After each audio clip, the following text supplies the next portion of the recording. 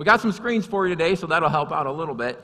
Ephesians chapter 4, you guys have come on the right day because you get a lot of extra today. I know looking around, we got a lot of folks out sick and traveling and things. But you guys have it made today because not only do you get good singing, and not only do you get to hang out with the people in the church, but you get a natural science lesson today, okay? A natural science lesson. We're going to learn a few things today about honeybees, okay? About honeybees, and the title is Chosen to Serve. So if you look in your outline there, you should find an outline you can follow along with us. In every hive, any of you, do we have any honeybee keepers here? Anyone keeping honeybees? Fred does, okay. In every hive, there are probably 60 to 80,000 bees in a beehive. That's an awful lot of bees, and it might creep some of you out, but don't dream about this tonight. There's different types of bees in there, okay? Different types of bees in a hive, 60 to 80,000 bees, and by the way, there's only one queen bee. One queen bee. There's different types. Of those 60 to 80,000 different bees, there are probably 300 to 3,000 drones. The drones are the males. They have one job, which is to mate with the queen, and then they die. All the rest are female worker bees. Now, don't try to dig too deep into that and see what that's all about, but the women are the ones who do all the work. I'll just leave it out there. We're talking about bees here, okay? Okay? But here's the question you have. If most of the bees in a beehive are the females, and there's one queen, how is it that this one queen becomes the queen? That's an interesting question. Out of all the females in there, how is it that this one becomes the queen? So what you have here is there's the different ones. They're not that big, okay? There's kind of an exploded picture there for you. You have all the larvae, okay? All the larvae, and they're all born the same. Well, they have the male and the female, obviously, but the females are all the same when they're born. Or hatched, I don't know how you'd put it in bee language, but they're all the same. But what happens is there is the bees have different jobs, okay? And the nursing bees, they will take pollen and chew it up and combine it with this chemical that comes out of their head, and they make this little substance that's called royal jelly. And they feed all the larvae this for a few days, and it helps them to grow. But they will choose one of the larvae, and they will continue feeding this one larva this royal jelly, and it helps this one bee to grow bigger than all the rest and to fully develop so she can have babies, and she becomes the queen bee. And so if you look at it, you say, what's better about the queen than the others? Well, nothing really, other than that she was chosen to do that specific task. And all the bees in the hive are chosen to do a specific thing. And so, of course, she grows bigger than all the rest, and she can have the babies. And some of you ladies think you had a lot of babies. I had notes here somewhere, but she lays like thousands of eggs a day. I mean, now that's some work right there, okay? But so they all have jobs. So what separates the queen from the other bees? She's chosen for a specific job. Now, there's many different jobs out there. You have the nursing bees. You have the undertaker bees that carry the dead ones out. Some do the cleaning. They try to clean things up. Some are going out and looking for nectar, and gathering pollen and things and bringing them in. They all have their own jobs. So what would it be like if some of the bees decided, I'm not going to do my job? You know what? I want to be the queen, so I'm not going to go out and look for pollen. I'm not going to go out and do this because I want the other job. I want to do something else. What would it be like in a beehive if some of the bees could decide they want to do something else, so they're not going to do their job? We would have a problem, wouldn't we? Any of you seen the Bee Movie? And they run out of honey? Okay, all the young people raising their hand. All the old people know what a boombox is, so that's the difference here between us. They each have their job, okay? And if God set that up in a beehive, do you think he set up the same thing when it comes to his church? You look around at us today, and we have people of all different abilities, all different backgrounds. We have different skill levels. God has given us each a different job to do, and he's allowed us to do that. Just like the bees choose out one, this one will be the queen, and this one will go and will forage, and this one will go and clean the hive, and this one will nurse and take care of the younger ones. God has given each of us jobs to do. And so I want to look at this today. Go to Ephesians. You should be there. Ephesians chapter 4. You're there, but I'm not. Okay, now I am. Ephesians chapter 4, verse 1. Paul is saying this. He says, I therefore, the prisoner of the Lord, beseech you to walk worthy of the calling with which you were called, with all lowliness and gentleness, with long-suffering, bearing with one another in love, endeavoring to keep the unity of the Spirit in the bond of peace.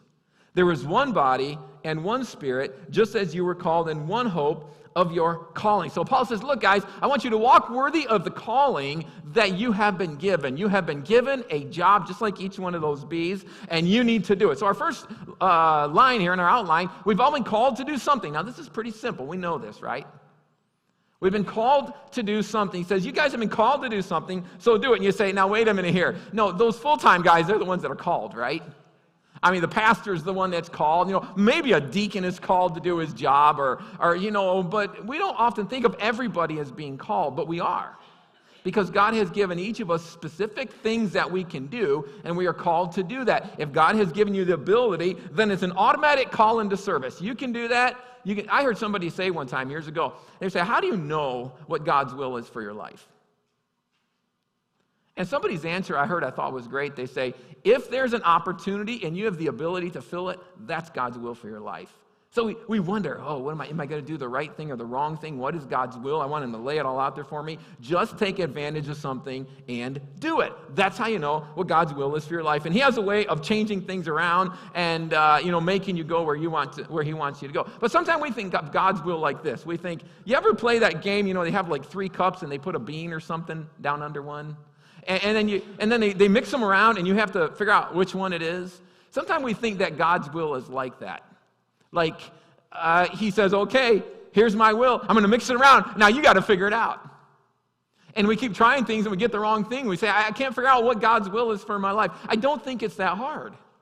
I think if we just look at the abilities that we have and the opportunities that are around us, that we automatically just jump in there and get into God's will. And by the way, if you get into something that really is obviously not God's will for your life, somebody's probably going to let you know. I mean, if you go to Jim here and say, I feel like God's leading me into singing in full-time music, and he says, well, let's audition. And you auditions and you're not very good, if I put it that way. He's going to say, you know what? No. Okay? It's not for you. And sometimes through other people like that, God will lead you and say, okay, you might try and that's not good. We used to have a choir in our previous church. We have a choir, and every once in a while someone would join it. And they did not have the gift of choiring, or whatever you'd call that. Okay? They just didn't have it. And eventually they figure it out, right? Because everyone around them is doing this number, and you stand way over there or whatever. You just don't have it. But you try something else, right? You just look for what God has given you the ability to do, which leads us to the next point, is that we each have different gifts and abilities. Each of us have different gifts and different abilities. We are different from the other people that are around us. God has not made us all the same. Wouldn't that be a boring church if we were all the same? We'd be so good in some areas and so bad in other areas, and we all fight because we want to do our good areas different ways, right? So God has given each of us different abilities, different experiences, and all that we can use. Let's keep reading here in verse 4 of Ephesians chapter 4. There is one body and one Spirit, just as you were called in one hope of your calling. One Lord, one faith, one baptism, one God and Father of all, who is above all and through all and in you all. So there's one body, there's one God, there's one Spirit, but then look at verse 7.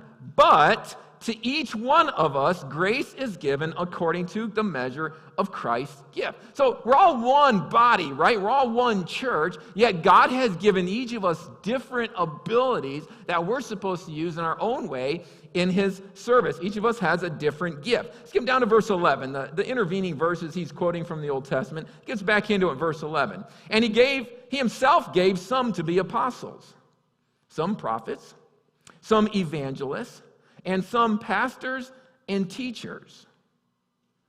You could look at that and say those are God's gifts to the church, but you could also look at that and say that these are gifts that God has given to certain people. He gave some the ability to be apostles, prophets, evangelists, pastors, teachers. He gives different people these abilities to do these things. And you say, well, wait, maybe I don't fit into one of these. Well, there's other jobs that are given too. It's not like if I can't find my specific ability in the Bible, that must mean that God didn't give it to me. No, I think he's laying out some general ideas here. There's some things that God has gifted the church with, and we're supposed to use them. If you will, go with me over to Romans chapter 12, because I just want to look at this a little bit. Just keep flipping back in your Bible to Romans chapter 12, because we have another list of gifts that God has given to people to use. Romans chapter 12.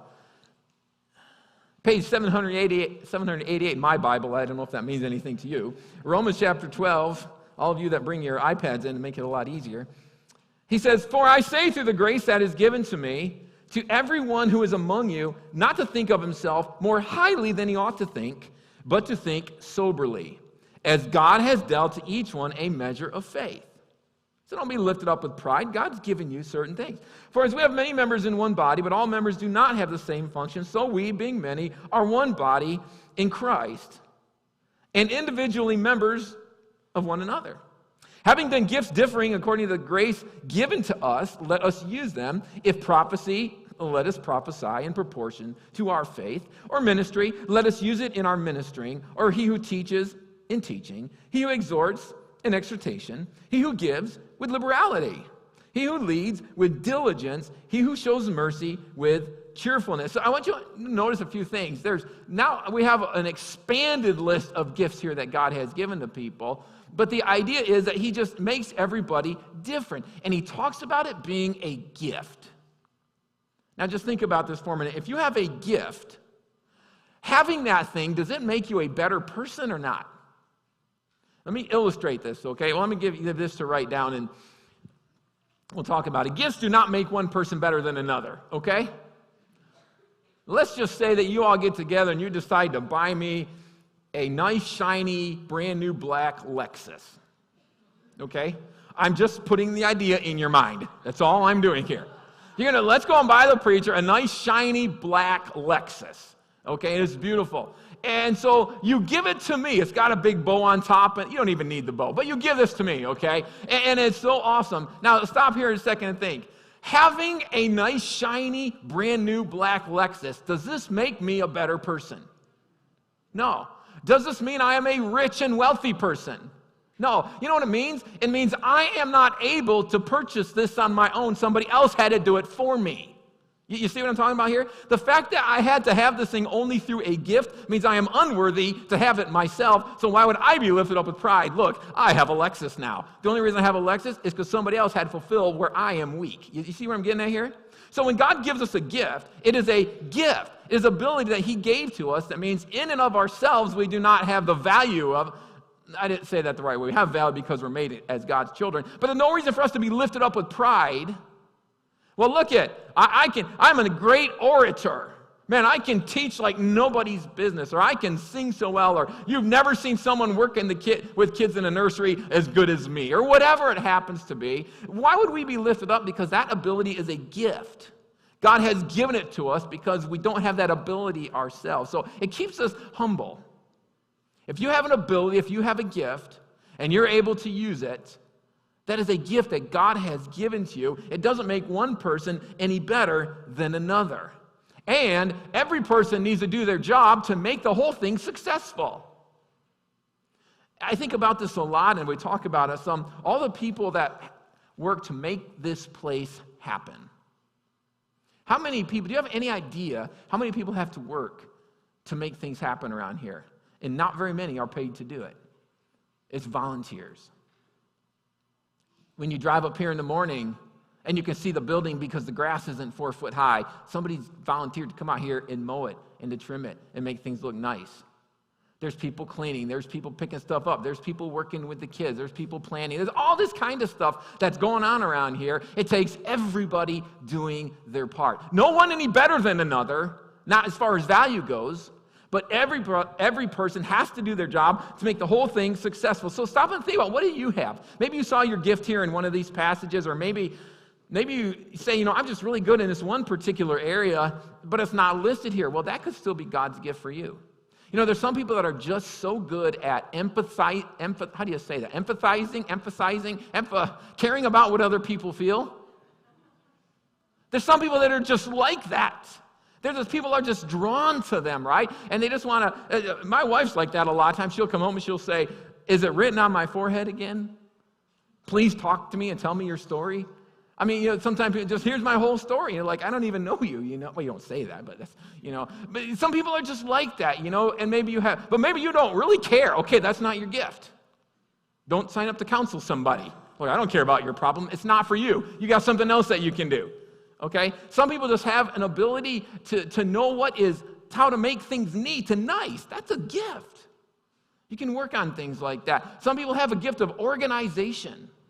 Hey, let's organize this. Let's put it together. Some of you have the gift of cooking. That has to be one of the highest spiritual gifts in the world. The gift of a Baptist baker or something. I mean, it's got to be, Tomorrow we're going to have the funeral for Jean Lee. She passed away this last week. And some of you ladies are going to be making stuff. You're going to be bringing it in. That's something you can do. That's a gift that you have. If it was up to me, down to Walmart, get some cookies or something, that's all I can do. If I tried to make it, you wouldn't want to eat it, right? Unless it was toast or popcorn. I can do those. But, some of you have that gift. You have that ability. Some of you just encouraging. You just have this way to encourage other people. Some folks just are willing to work and not care if anybody knows about it. You say, well, that's me. I just want to do something I don't care for anybody to know. I think in a way that's a gift. God has given you something that you can use. Some people are just friendly or just naturally friendly. You just have a smile on your face. That's something that you can use for God too. See, all of us have a gift, something that God has given to us to do. Every Christian has a job in the church. Let's write that down. I wanted to highlight that word. Every Christian has a job. All of us have a job. If you're a member of Eastlake Baptist Church, or if you come and you're not a member, there's something that you should be doing in the context of the church. There's something where you should be involved. Every member should be a minister, should be doing something. And get this, we're all full-time, okay? All of us are full-time. You're saying, oh, wait a minute here. I already work a 40, 50, 60-hour-a-week job, right? Yeah, but as you're out there, you're still a minister for God, right? Don't think of the full-time guys as only the ones that are paid by the church, and that's all they have to devote to. All of us, no matter what our career is, no matter what our hobbies are, whether you're retired or not, you're full-time for God because it coincides with whatever you do outside of here. When you go to work and you punch in at work, you're still a minister for God. Now, obviously, you have to be careful. You're on company time, but you're still representing God. Everything that you do, you're a minister for God. Should be encouraging people, should be helping people, finding ways to find out what people's needs are. You'll pray for them. You're a minister. And by the way, sometimes you can be a better full-time minister than I can be. You know why? Because I have this stigma attached to me, the pastor. And I'm supposed to do this. If I call someone or visit someone, oh, he's supposed to do that. That's his job. If you do it, people are like, they don't have to do it, but they do it because they love me. You see how this works? Even, the full-time paid people have to do these things, but the point is, we are all ministers. One time we were out in West Virginia at the time, and I had this little, maybe I told you about a little S10 Blazer, four-wheel drive. Got to have a four-wheel drive in West Virginia, right? For visitation and hunting, but that's a different point. Got to have a four-wheel drive. And so I went to visit these people up on this mountain. I didn't know them. They had friends of a guy that was in my church. And somebody, I think, had passed away in the family. So I drove up on this mountain to see them. And I drove up in this little red S10 Chevy. And I got to the top, and I went up to the door, and I told them who I was. I'm the pastor, of this church down here. And they said, you really need to get a license plate on the front of your truck that says pastor, so we know that it's a pastor coming. I said, what does it make a difference? You got to change. Somebody told us once we have to pasteurize our house when you come over, What's the problem? But some of you don't have that barrier, you see, because you're the bud. You're the friend. There's no, I have to feel like I act different around you because you're, a man of the cloth or whatever it happens to be. You have that inroad. Some of you, because of your jobs, you're working with people who don't know God every day. And maybe you're going into their houses even to work on appliances or whatever you happen to be doing. You're teaching them in school, whatever it is. You have an inroad with people that no so-called full-time person can have. Because you're seeing them every day. You're hanging out with them every day. You're just one of them. And you can have a testimony every day for them. You're always on the clock for God. We need to get rid of this idea of some are full-time and some are part-time. We're all constantly on the clock for God. I went to visit, this was also, I think, in West Virginia. Some people visited our church, and I went out there, and I just went to see them. Yeah, they did visit, so I went out to say hi, get to know them a little bit. And I found out through the grapevine, they came to a guy that was in our church, and their question is, what did he want? I mean, what did he want? Why is the pastor showing him? Does he want money or what? No, I just wanted to see you. But you see, there's a stigma that some of you might not have. Because you're just a friend, you're a coworker, you're someone who cares about them. So sometimes you can have a great impact on people just because you're with them every day. Always on the clock for God. So here's our question today. Do you see yourself as a minister for God? We don't like that word minister because that kind of conjures up ideas of sometimes full-time professional clergy, right? But a minister is someone who serves. That is our job. That is every single person's job. You've been chosen to do it, and you're supposed to do it. Now, some of you might get up every morning and you're not retired, you're working, you say, you know what, this career seems like kind of dead end to me. I just feel like I go there and I work and I don't, it has no purpose, right? If you understand that you are a full-time minister of God, it will automatically give your career purpose, no matter what it is that you do. Because as you are there, as you're around those other people, you are constantly being a testimony to those people. And it should give you purpose in whatever you do. If you're retired and you don't go to work, but you go to McDonald's or the coffee shop or whatever you do, right? You have purpose in that because as you show up, you are the Christian there. You are the one that's representing God to these people. You are always a minister for God. And each of us have a different job to do. We all have different people that we're with. You're unique. Did you know that you're unique? We are all unique. We have different situations. We have different abilities. We have different people that we know. So write this down. You have a unique position that has been given to you for that purpose. All of us are unique. Nobody in here has exactly the same story. You shop at certain places, you eat at certain places, you hang out with certain people, you work at certain places, and none of us have exactly the same sphere of influence combined with our specific abilities that God has given to us. So if you don't do your job, nobody's going to be able to do your job. If we take this idea and we go out, we can, it'll help us to see more. It wasn't too long ago we were talking to somebody. I don't want to give too many details, but we were at this place, we were buying something, and the person that was there supposed to be waiting on us was just grumpy. Don't you just love a grumpy customer service person? You just want to say, what is wrong with you today? Get over it, But I didn't. And somehow through this whole process, we got to talking to this person who has all kind of issues in their life and all this kind of stuff going on. And I thought, boy, am I glad I didn't say anything, right? Because as I was standing at that counter, I was a minister for God. I wasn't even doing anything church-related, right? We're all a minister for God everywhere we are. And you find out people have stories. People have problems.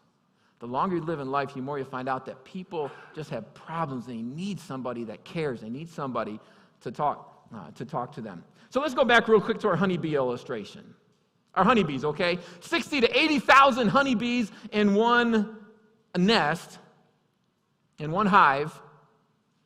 And which is the most important in the hive? Now, y'all know the answer by now, right? Most of the time we'd say, well, obviously it's the queen. Well, what would the queen do without the nursing bees to take care of the young? What would the queen do without the drones? There would be no propagation, no future generation. What would the queen do without the ones that are keeping the hive clean and the ones that are keeping the other ones warm in the wintertime? Where would the queen be without them? No one bee is more important. Yes, the queen has her specific job, but everybody has a job. That's just like us. All of us have a job in God's kingdom, here in the church and as we go outside of the wall. So my question is, are you doing your job? As you look back on your life in this past week, have you done any ministering for God? And ministering for God is not showing up and sitting in the seat in church on Sunday. That's not your ministering for God. It's what do you do in the context of the church? What do you do as you go out in other places that are not churchy? How do you relate to people? Are you kind of a testimony to them? How does that work? I'm going to ask you to bow your heads and close your eyes with me just for a minute here this morning. Worship team's going to come, and we're going to have an invitation time here in just a minute. And this is what I want you to think about. What is my service for God like? Do I see myself as a minister for God? Because that's what you are. Go out and serve. If you're not doing something within the context of the church, I'd encourage you to find something that you can do. And as you go out and you sit at the restaurant, as you go to the stores, as you go golfing with your buddies, whatever it is you do, remember you're always a minister for God. Use that specific, unique opportunity that God has given you. We have our invitation time. Maybe there's some other need. You need to talk to somebody. You just come. We're here for you to help you. Father, we thank you today for the opportunity we have to hear good music, and we're thankful for the fact that you have chosen each of us for a task, and we need to be willing to use the opportunities and circumstances that you have given to us in them. Help us to be a people that are willing to work and to further your kingdom in this world. In Jesus' name, amen. Let's stand together, please. We'll sing.